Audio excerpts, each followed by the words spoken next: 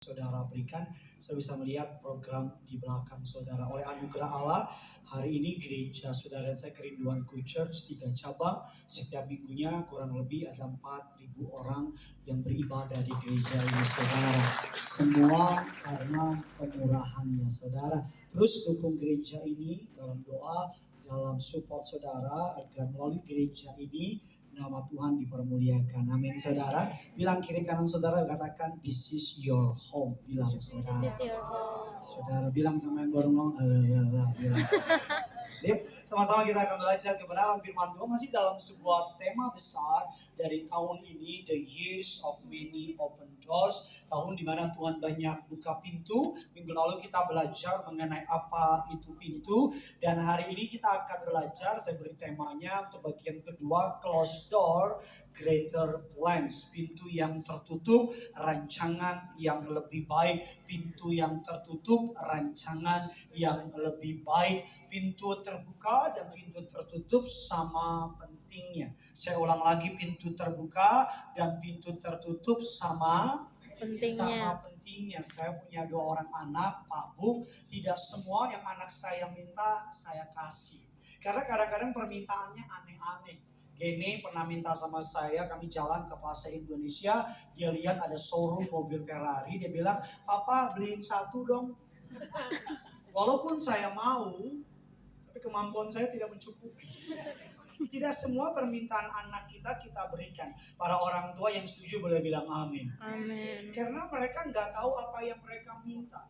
Nah, hari ini goal dari khotbah saya agar saudara mengerti kalau Tuhan tutup pintu, kamu nggak patah semangat. Agar kamu mengerti kalau Tuhan tutup pintu, kamu nggak marah. Agar kamu mengerti kalau Tuhan tutup pintu, kamu nggak kecewa. Mungkin hari ini kamu berada dalam sebuah musim, Tuhan lagi tutup pintu. Mungkin seakan-akan di depan kamu Tuhan tutup pintumu dan dar. Mungkin hubungan asmaramu tidak berjalan sebagaimana yang kau harapkan. Mungkin pekerjaanmu tidak berjalan sebagaimana yang kau inginkan. Mungkin malam ini kamu berada di musim Tuhan lagi tutup pintu. Dan doa saya pulang dari tempat ini, kamu ngerti alasan kenapa Tuhan tutup pintu.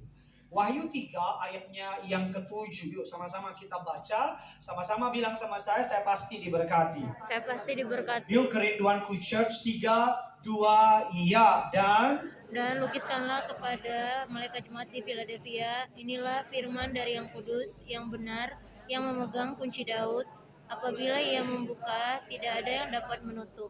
Apabila ia menutup, tidak ada yang dapat membuka. Apabila ia menutup, tidak ada yang dapat apa Bapak Ibu? Membuka. Blessing in disguise, apa berkat di balik pintu yang tertutup. Yang pertama, Tuhan tutup pintu, Alkitab katakan yang pertama adalah divine protection. Dia tutup pintu untuk melindungi saudara, supaya saudara tidak melakukan kesalahan. Karena ada banyak dari kita mengambil keputusan berdasarkan informasi yang sepotong. Kita tahunya baik, kita tahunya benar, tapi tanpa kita sadari keputusan tersebut lead us kepada kehancuran. Makanya saya tulis dalam slide saya, dikatakan demikian, di balik pintu yang tertutup terdapat tangan kasih karunia Tuhan yang bekerja demi kebaikan kita. Amin. Aminnya boleh lebih semangat lagi. Amin. Di balik pintu yang tertutup terdapat tangan kasih karunia Tuhan yang bekerja demi kebaikan kita. Tuhan tutup pintu bukan karena Tuhan gak sayang.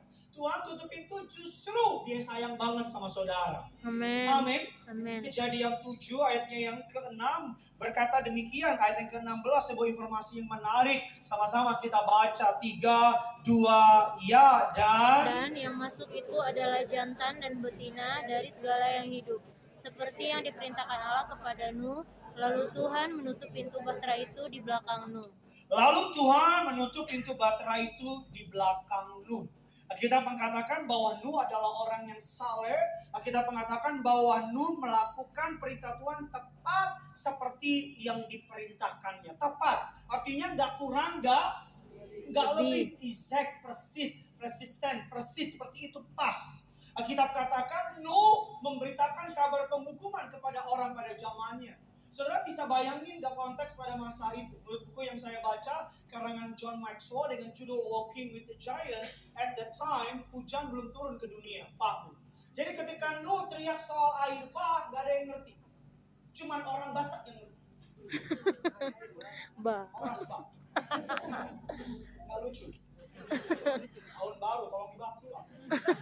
Gak ada yang ngerti. Saya ngebayangin Pak Bu, beberapa orang bilang lu membangun Batra itu ratusan tahun. Dia top. Ada anak kecil, mungkin anak kampung situ lewat depan lu bilang, orang gila. Betul nggak? Saya kebayangin ada orang tua yang bawa anaknya bilang, tuh lihat tuh lu, kamu jangan kayak dia, udah gede gila.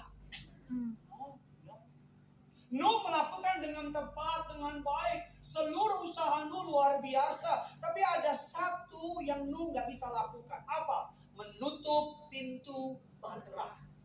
Cuma Tuhan yang bisa tutup. 2025 kita baru ditontonkan Tuhan itu sayang sama saudara dan saya. Bilang amin. Amin. Bilang kiri kanan saudara, Tuhan itu sayang banget. Tuhan itu sayang banget. Kenapa? Karena lagi begini dia kasih contoh. Tahu kejadian terbaru di LA? Kebakaran. Languan atas. LA Pak, LA Bu, kebakaran Bu. Yang uniknya yang dibakar di sana 0,001%.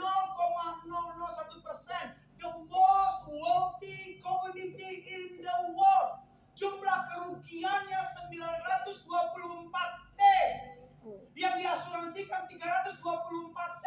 Beli kuaci, ini Kuningan banjir. Bayangin Pak Bu, ribuan triliun.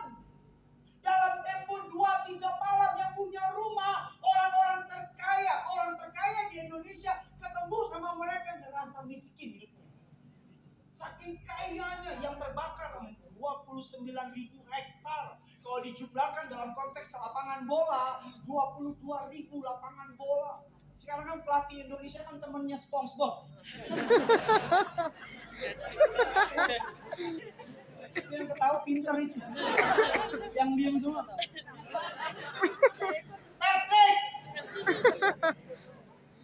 Masih gak ngerti? Terserah kau lah. Abu yang punya rumah di LA, California. Kaya raya.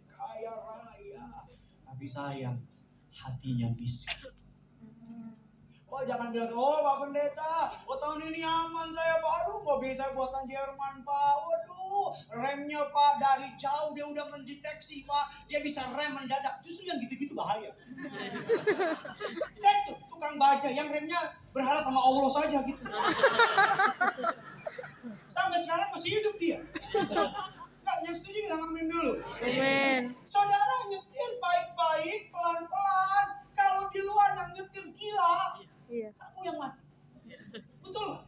Iya. Lihat tuh penerbangan naik Jeju Airlines. Tahu kan Jeju? Yang Korea, betul. Saya kesini aja. Itu penerbangan, gue lagi begini, tiba-tiba burung masuk. Coba siapa yang suruh burung masuk? Dia memang berada. Tapi bisa bayangin. Kamu tuh jangan bilang anak muda, saya masih muda, kuat. Kamu keluar, kepleset, kepala hantem lantai. Dar! Kena BPJS lagi. Belum dibayar lagi 5 bulan. Udah koma.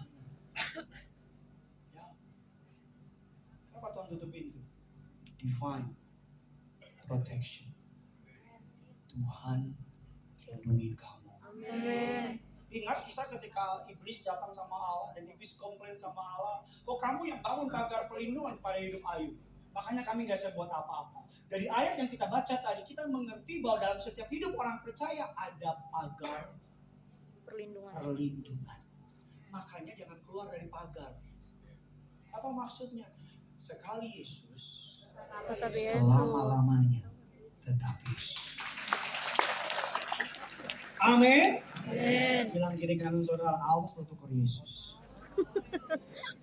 Amin. Ini proyek nih Pak.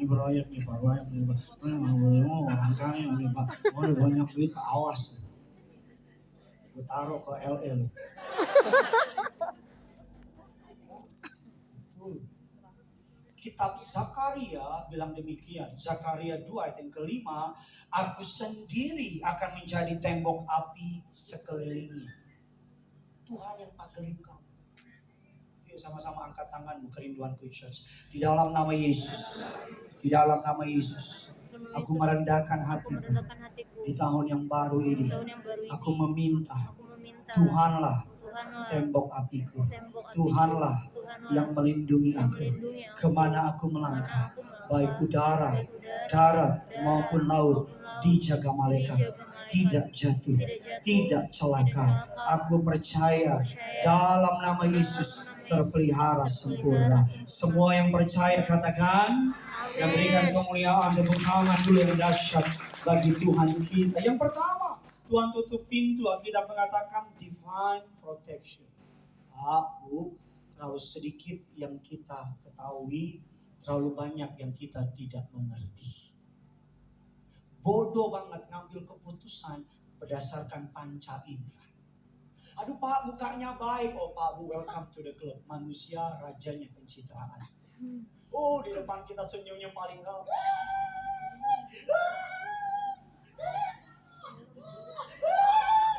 Dalam hatinya gue jambak.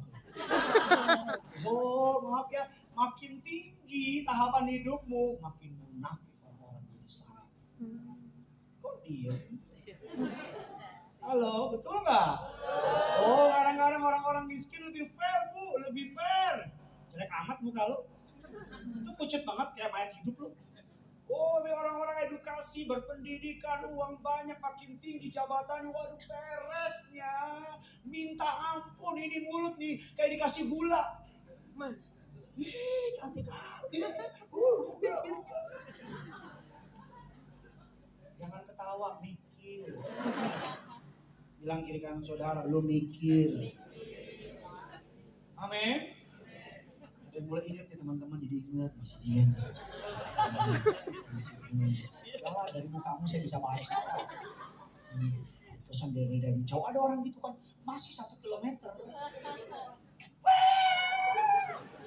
Wah. Sampai 2 kilometer. Wah. Yuk. Yang kedua, kenapa Tuhan tutup pintu? Yang pertama karena divine protection. Yang kedua, Tuhan tutup pintu karena divine preparation. Dia menutup pintu untuk mempersiapkan kamu. Bilang kiri kanan saudara, Tuhan persiapkan kamu. Tuhan persiapkan kamu. Mari kita buka dasar ayatnya yuk, biar kita bisa mengerti. Keluaran 13 ayat 17 dan 18. Yuk sama-sama kita baca 2 ayat ini. Kerinduanku Church Kuningan. Saudara doakan agar tahun ini Tuhan izinkan kita bisa pindah tempat yang lebih gede dari tempat ini. Saudara. Doakan, support, datang dan doakan. Karena kami lagi berdoa untuk sebuah tempat Bapak Ibu. Doakan biar Tuhan berkenan sama tempatnya. Karena tuh saya tahu Kuningan tuh kita bisa besar. Sekarang aja udah besar sih. Tapi saya tahu kita bisa ribuan kayak dulu. Itu maksudnya.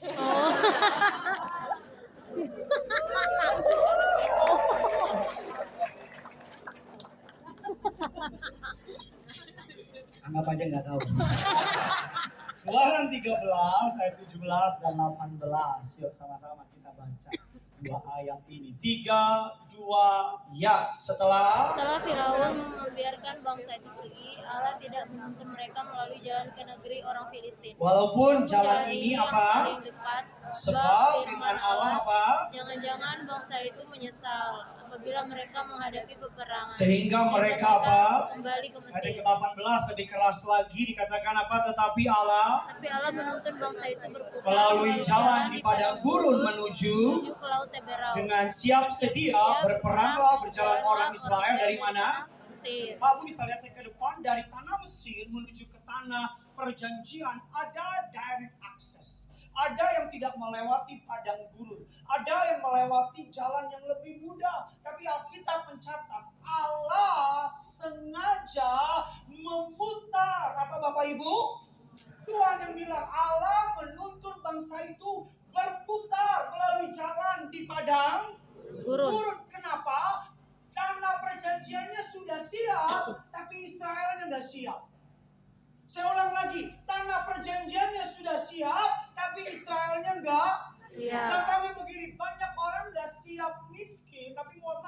saya. Lebih banyak orang gak siap kaya. Banyak orang gak siap miskin, lebih banyak gak siap kaya. Miskin aja udah lupa diri. Apalagi kaya. Halo? Baru naik motor aja udah godain istri orang. Neng kosong nih. Boleh kali Neng. Gimana naik Innova? Gila kamu. Betul. Ada banyak orang gak siap gagal. Tapi banyak orang gak siap berhasil. Memang kenapa alasan Tuhan gak angkat-angkat hidup kamu? Karena Tuhan lihat. Susah aja. Jauh dari aku. Apalagi kaya. Lebih jauh lagi. Diamu kan mengkonfirmasi perkataan saya. Betul nggak? Berkatnya udah siap. Kamu yang belum siap. Makanya jangan teriak Tuhan. Berkatnya itu nomor. Kalau kamu udah siap, tanpa perlu kamu minta, Dia berkati kamu. Kalau kamu udah siap, tanpa perlu kamu minta, Dia promosiin kamu. Tapi yang repot gini, baru jadi pegawai aja, baru diangkat, udah nggak mau gereja, udah kurang ajar sama orang tua, udah kurang ajar sama teman. Tuhan padahal mau kasih lebih lagi, Tuhan mau angkat dia, tahun ini jadi manajer, tapi Tuhan lihat, wah kata Tuhan, barbada iman. Cuma disuruh di bawah. Bilang kiri kanan saudara, berkatnya sudah siap. Berkatnya sudah siap. Kamu yang sedang disiapkan. Kamu yang sedang disiapkan. Amin. Berkatnya sudah siap. Saya ngerti kenapa Tuhan jadikan saya gembala umur 40. Saya baru ngerti. Kenapa? Karena kalau umur 30, saya nggak siap. Sekarang aja nggak siap. Disiap-siapin. Have no choice. Tapi saya ngerti kenapa umur 40. Orang bilang umur 40 umur tikungan tajam. Saya ngerti ternyata di sini Tuhan sedang tikung saya. Iya loh, Tuhan tutup pintu. I have no choice at all. Seakan-akan Tuhan paksa kamu harus mulai gereja. Seakan-akan Tuhan paksa. Tuhan siapin. Makanya seorang hamba Tuhan namanya Oswald Chambers mengatakan demikian. Percayalah pada hikmat Tuhan, bahkan ketika Anda tidak memahami caranya. Dia bukan sedang mempersiapkan berkat untuk Anda, Dia sedang mempersiapkan Anda untuk menerima. Gampangnya begini, seperti pesawat. Pesawatnya udah di atas. Dia udah muter-muter. Dia nunggu daratan. Kalau landasannya siap, berkat itu mendarat. Masalahnya, udah muter bertahun-tahun tuh berkat di atas. Baru mau mendarat dikit, ya ngaco lagi, naik lagi. Saya banyak ketemu orang yang hidupnya hampir. Pernah ketemu orang yang spesialis hampir. Hampir sukses, hampir nikah, hampir naik jabatan, hampir. Kenapa? Karena di satu sisi dia nggak setia. Siapin dirimu Pak Bu. Anak-anak muda saya boleh pesan nggak sama saudara? Boleh. Boleh ya. Jangan buru-buru pengen di atas. Gini loh, ada kalanya kita perlu mengukur diri. Loh, kalau kita masih mohon maaf, doa nggak jalan, baca Alkitab nggak pernah, jauh sama Tuhan. Di atas itu bahaya Pak. Di atas itu serigala buah semua. Di atas itu tingkat atas dalam istilah bottleneck. Makanya hanya sedikit orang yang sampai di puncak. Gak sedikit orang yang mengorbankan imannya, karakternya, rela tabrak aturan untuk at the top, at the world. Makanya kalau kamu gak punya karakter, kamu di atas, kamu cuman jadi bukan berkat buat orang lain. Kecil buat Tuhan, angkat kamu dari bawah, diangkat ke atas. Yang setuju bilang amin. Amin. Tetapi Tuhan lihat di bawah aja ngaconya minta ampun. Masih susah aja selalu cari kesempatan untuk bikin dosa. Masih susah aja hidupnya, mulutnya kotor, otaknya kotor, hidupnya ngaco. Tuhan bilang ngapain aku angkat? Makanya ada istilah dalam dunia promosi bottleneck. Di sini banyak mediocre generation, orang B aja, sedikit orang yang sampai di bottleneck. Karena di sini makin kecil. Saya ngomong sama aku aja deh. Amin. Amin. Kamu yang milih. Mau tetap mediocre? And by the way, the price-nya harganya nggak murah. Bahasa Ibrani-nya bilang anjik.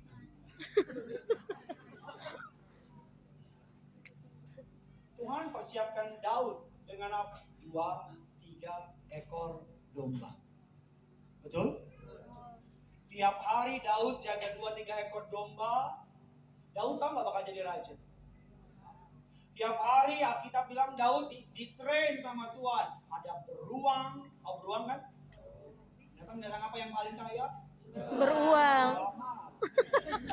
Saya lagi main tebak-tebakan. Kenapa anak babi jalannya nunduk? Kan ada yang malu bapaknya babi. Kenapa anak kelinci lompat-lompat? Karena dia bangga bapaknya bukan babi. Ya. Itu lucu ya? Main lu kurang jauh. Iya, babi.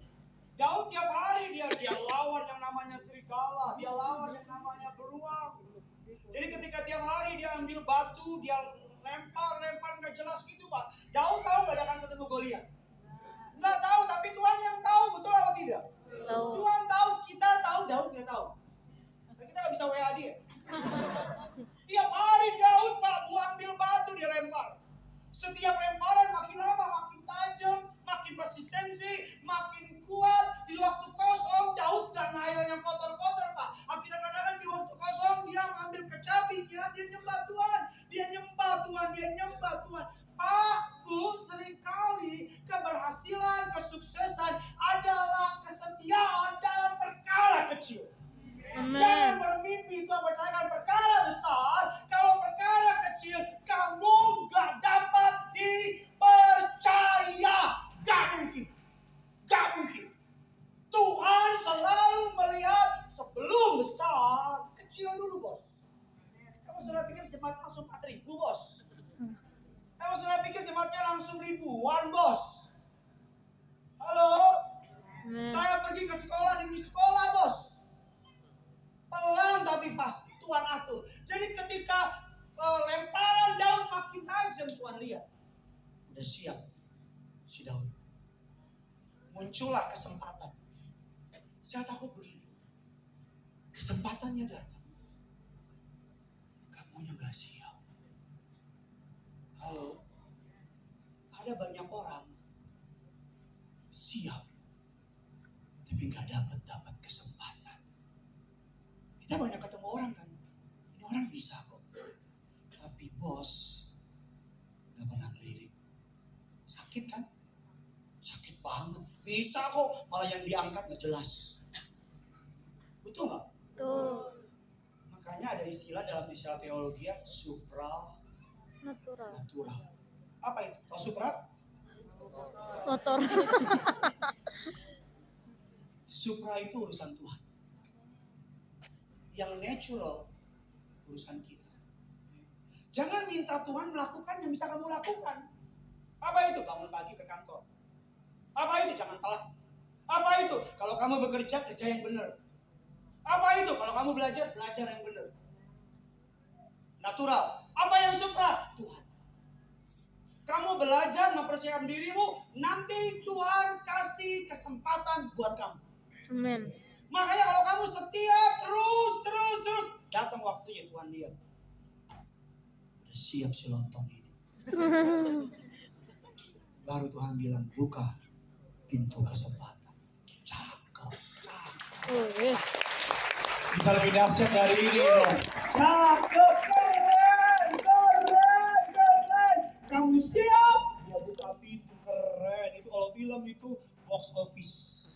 Kita kan suka ada gini kan. Sayang ya, baru dapat kesempatan. Oh bisa kebayang nggak? Tuhan didik saya bertahun-tahun jadi pendeta. Dulu 9 sesi. Setiap tipe jemaat, Batak, Manado, Ambon, Chinese, pokoknya semua tipe, orang-orangan sawah. Tuhan didik saya, didik. Saya nggak sadar. Saya nggak pernah kepikiran jadi gembala. Otak saya cuma satu dari dulu sampai Tuhan datang di situ titik. Tapi Tuhan nggak, tanpa sadar dia didik. Betul. Saya nggak tahu, tapi Tuhan tahu. Jadi ketika saya dipercayakan Tuhan jadi gembala, walaupun saya bilang nggak mampu, Tuhan bilang mampu. Karena dari jauh hari, aku Tuhan sudah persiapkan kamu. Amin. Kamu juga. Ini mau tepuk apa enggak? Tolong tepuk. Karena kita berantem aja yuk. Amin. Amin. Bilang kiri kanan saudara, berkatnya sudah siap. Berkatnya sudah siap. Kamu yang sedang disiapkan. Kamu yang sedang disiapkan. Yang ketiga, kenapa Tuhan tutup pintu? Seru banget ya sesi hari ini ya. Apa sih lo? Yang ketiga, kenapa Tuhan tutup pintu? Yang ketiga, kita katakan divine direction. Dia tutup pintu untuk memberikan petunjuk ilahi. Saudara bisa klik di YouTube, ada sebuah percobaan, ada seorang ilmuwan menaruh seekor tikus di sebuah labirin. Di ujung sini ada sebuah yang ingin tikus itu, yang pengen ilmuwan itu tikus itu ke sana. Di sini ada labirin yang pintunya ditutup. Tiap kali tikus ini mau ke arah yang lain ditutup, mau ke arah yang lain ditutup. Tanpa tikus itu sadari, tikus itu sedang diarahkan ke sini.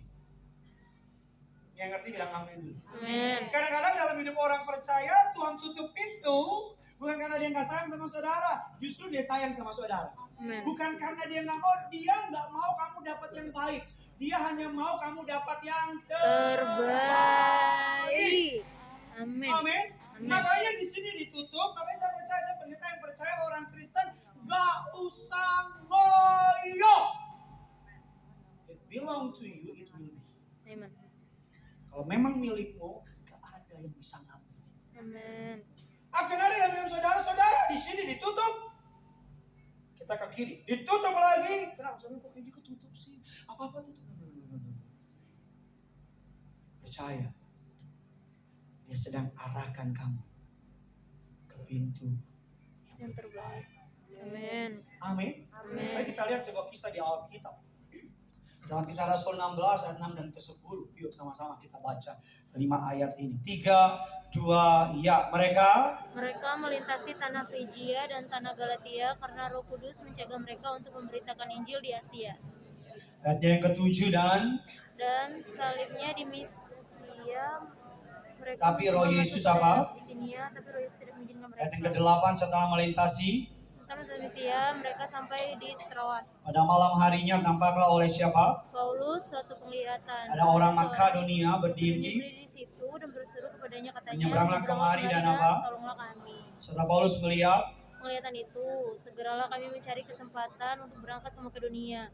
Karena dari penglihatan itu kami menarik kesimpulan bahwa Allah telah memanggil kami untuk memberitakan Injil kepada orang-orang di sana. udah langsung udah next baca udah saya.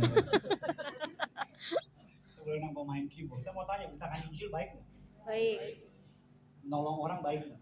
Baik. Pada ayat yang kita baca, Paulus ingin beritakan Injil, Roh Kudus melarang, Roh Yesus melarang. Ini bukan berarti ada dua roh, no. Kita cuma pengen kasih tahu soal different tentang Tritunggal. Saudara yang pengen belajar Tritunggal ada di YouTube Kerinduanku Kelapa Gading. Saya ngajar di sana. Ada banyak pertanyaan jemaat di sana. Tapi yang menarik kalau tampilkan petanya. Paulus melakukan 3 perjalanan penginjilan, the missionary yang dilakukan oleh Rasul Paulus. Ini petanya dimulai dari Yerusalem, starting point. Dia berjalan ke Syria, Antioquia, Tarsus. Tadinya dia mau ke atas, Galatia. Galatia ini adalah bagian dari Asia. Sekarang bagian dari negara Turki. Di utara dari Turki. Dekat sama Asia. Dia mau ke sini, kata Alkitab apa? Roh Kudus melarang. Betul ya? Masalahnya Roh Kudus nggak ngomong apa-apa, cuma bilang nggak boleh. Sampai di Galatia dia dilarang, dia mau kobintia kata Alkitab. Alkitab bilang apa? Roh Yesus melarang. Saudara pernah nggak doa minta sesuatu permintaanmu baik, dan kalau berhasil jadi kesaksian yang indah, tapi Tuhan nggak kasih?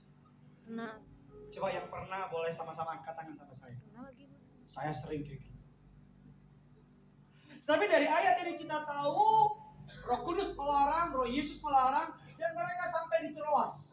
Di Troas Alkitab gak bilang pada malam hari, Alkitab cuma bilang malam, begitu bahasa aslinya. Artinya terlalu lama mereka menunggu tanpa alasan. Tuhan tuh gak perlu jelasin apa-apa sama saudara. Tuhan cuma bilang gak boleh. Tapi kadang-kadang kita yang kenapa Tuhan, kenapa Tuhan, kenapa Tuhan, kenapa Tuhan. No, kalau Tuhan yang larang, taat aja. Seluruh larangan yang Alkitab tulis bukan untuk kebaikan Tuhan, tapi untuk kebaikan kita. Karena pada prinsipnya Tuhan gak bisa bertambah untung, gak bisa bertambah rugi. Dia stabil. Ada tulisan di jalan tol kecepatan maksimal 160 km per jam. Buat kebaikan kita atau kebaikan jasa marga? bukan kita. Kita. Kamu kecelakaan, kamu yang mati, bukan jasa marga. Kalau kita bilang terang dan gelap gak bisa bersatu, buat kebaikan siapa? Kita. Jangan bilang aku ingin menerangi dia. Kamu bukan PLN. Alkitab bilang dari Troas dia dapat penglihatan untuk menyeberang ke Makedonia. Siapa sekarang Makedonia? Makedonia adalah Yunani.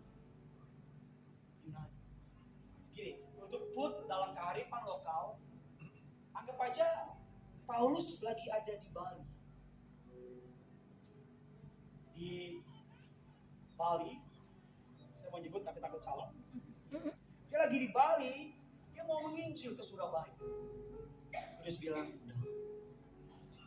Dia pindah ke Madura. Roh Yesus bilang apa? No. Tiba-tiba di Madura, Roh Kudus bilang, Injil lah di Thailand. Ustadz Jawang. Kan kita bisa bilang begini, apa bedanya di sini? Betul nggak? Oh. Kan sama-sama nginjil. Kenapa harus ke Thailand? Ini emang mereka nggak butuh firman. Tapi Alkitab nggak pernah bilang Paulus maka berdebat dengan Allah.